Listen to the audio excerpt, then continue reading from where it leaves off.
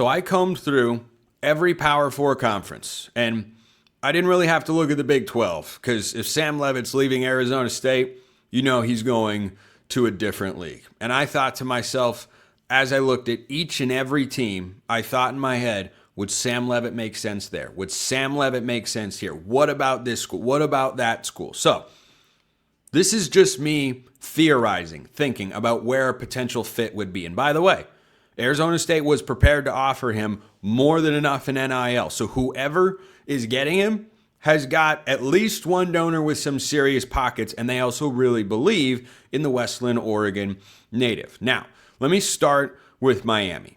Their success with transfer portal quarterbacks the last 2 years has been really good. Shannon Dawson, the OC, is one of the best offensive coordinators in all of college football.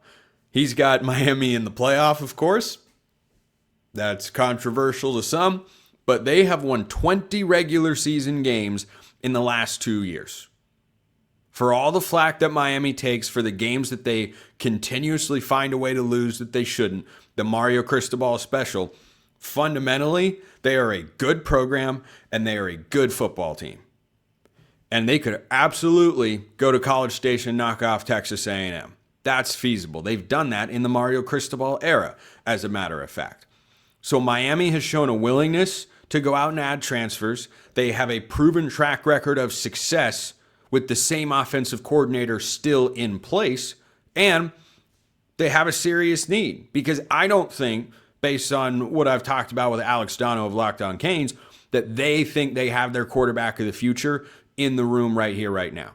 So Miami would make a lot of sense. Cam Ward turned into a number 1 overall pick, and Carson Beck is currently in the college football playoff. Either of those options, combined with the financial aspect, make me go, boy, Miami would make some serious sense. Another one. These are not in order, but they're kind of in order. Indiana. Also, 2 years in a row, transfer quarterbacks, it's gone pretty well. Curtis Rourke was in there. Man, they were humming. Fernando Mendoza, going to be maybe the number 1 overall pick in the NFL draft, which, while Fernando Mendoza is exceptional, he's probably going to win the Heisman Trophy. I still don't know if I see the number 1 overall pick, but I've been wrong about quarterbacks, pro prospects before. In the NFL, different sort of evaluation than what you have in college. Indiana would absolutely make sense. Now, maybe Fernando's brother is a guy that they believe in, Alberto Mendoza, who is indeed the backup quarterback, which was a wild switch to watch happen for a play in the Big Ten championship game against Ohio State. Fernando goes down, and then Alberto, wearing 16 instead of 15 and almost the same face, just comes out and says, all right, here we go. I can't remember seeing anything like that before. But I think that would make plenty of sense. A system that has proven to not just win a bunch of games, but get you to the NFL, win a conference championship, you're in a bigger league. Indiana has, I think, made some serious financial commitments to football over the last couple of years. I'm sure they'd be able to give him plenty. So Indiana, yeah, that would certainly be a fit. Let me throw this one out there. Can you think of another Arizona State transfer quarterback that went to a certain school in Baton Rouge and had success? Now, that was a different coaching staff. But who's at LSU right now? Ah, yes, Lane Kiffin. Maybe they feel that Michael Van Buren is the future at quarterback there. Maybe they don't. I know between the two, I'd rather have Sam Leavitt.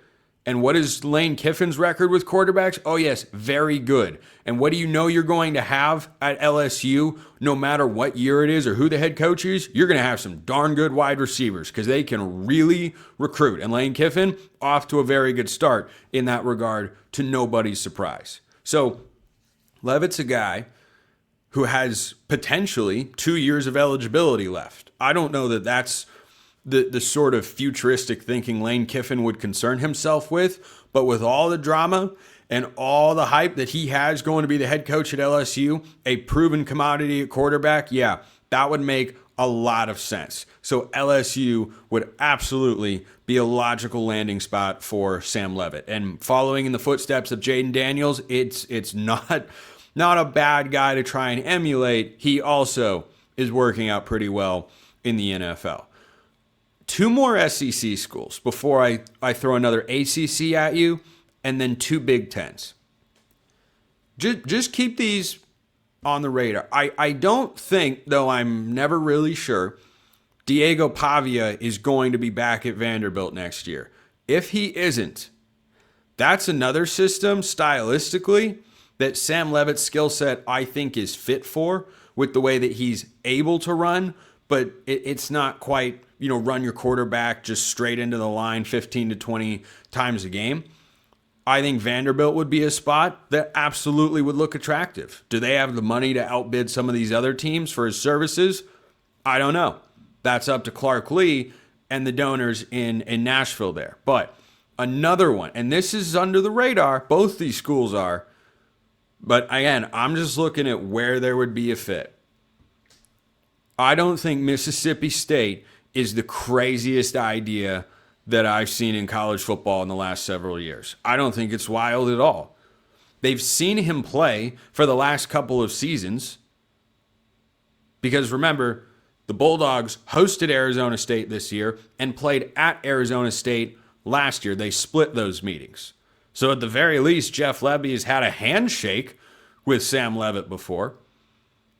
And the production that he's gotten from the quarterback position when Blake Shapen's been healthy has been darn good. Now, Mississippi State fired their defensive coordinator. That was the absolute right thing to do. So did Tennessee. That was the right thing to do. That hire matters, but when you're the offensive guy, as the head coach, as Jeff Lebby is, I think that pitch would be very appealing, depending on what other schools would want his services. So Mississippi State, I think that's viable. I'll give you 3 more, an ACC and 2 Big Tens. Thomas Castellanos did not get another year of eligibility at Florida State. Do they have their quarterback in-house, or would they look elsewhere? One thing we've known about Florida State for a while, they're not short on money. And as I mentioned, Arizona State was willing to make a competitive offer in the $3 to $4 million range. That means someone has given Sam Leavitt, in all likelihood, $4 million or more, perhaps in the 5 range, to go play quarterback per year. So, and that's not even, I think, going to be the biggest number for a quarterback that gets thrown around in the transfer portal. Because remember, Darian Mensah at Duke, he just won the ACC. He's $4 million a year at Duke, a program that's trying to get serious about football. And, went pretty well this year. He won the ACC. So Florida State's a name I'd keep an eye on there. Here are the 2 in the Big Ten. I'm going to start and just throw it out there. This is basically a courtesy, but I don't know. The timing of when all of this went down was at least peculiar. Do you know where Sam Leavitt began his college career? A place he only played a few games because he did not, or because I think he could go back and get a red shirt if he hasn't already. But he started his career in East Lansing, Michigan. New coaching staff there that moved in very quickly. Had the feel, with Pat Fitzgerald coming in, of an administration and a staff that had put this in the works for a while, and I wonder if they reached out. Maybe they want to make it work with Aiden Childs. Maybe they don't. Sam Leavitt's a better quarterback. So I'll throw it out there as a courtesy. Last one. It checks a lot of boxes. A lot of boxes. Money, need, fit, track record. Experience, having played against the guys, so there's at least some level of knowledge. Matt Campbell is the head coach at Penn State. Matt Campbell at Penn State, why would you not go after Sam Leavitt? You want to come in, make a splash? You're the head coach of Penn State. Boy, you better be trying to. If Penn State's winning in year 1, it's not going to be on the back of a bunch of great true freshmen. I think they have 5 coming in. Their recruiting class for this year is a wash. It's done. The administration made sure that all got screwed up. I'm just saying, Matt Campbell played against him in the Big 12 championship game last year. He's seen him. He's seen him a time or two. Does that seem out of the realm of possibility? I think all of those options, and you could come up with some other ones.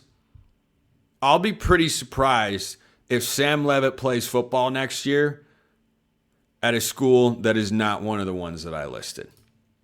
I think that's one of the best lists I've ever come up with. And I'll just run through it one more time. Miami, Indiana, LSU, Vandy, Mississippi State, Florida State, Penn State, Michigan State. My prediction, Sam Leavitt plays at one of those schools.